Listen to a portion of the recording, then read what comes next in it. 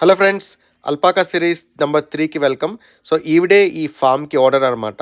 ఆవిడ ఇలాగా అన్నీ రెడీ చేసేసి అల్పాకాస్‌ని రెడీగా ఉంచారు. సో, మనకి నచ్చిన అల్పాకా మనం చూస్ చేసుకొని వాటిని అలా వాక్‌కి తీసుకెళ్ళొచ్చు. అయితే మా చిన్నోడు అలాగ దాని వెనక చూస్తా ఉన్నాడు. అండ్ అక్కడున్న పెద్ద పెద్ద అల్పాకాస్ కూడా మా చిన్నోడిని అలా చూస్తా ఉన్నాయి. సో, వాటికి యాక్చువల్లీ బేబీస్ అంటే ఇష్టం అంట. సో, వీడేదో చిన్న హ్యూమన్ బేబీలాగా ఉండేసరికి అవి వాడిని చూస్తా ఉన్నాయి. అయితే ఇక్కడ మీరు చూడొచ్చు. ఇక్కడ చిన్న అల్పాకా ఇది మేలో పుట్టిందంట. అయితే అల్పాకాస్ అన్నీ కూడా జనరల్‌గా మేలో పుడుతూ ఉంటాయంట. మోస్ట్ ఆఫ్ ద అల్పాకాస్ అన్నీ కూడా.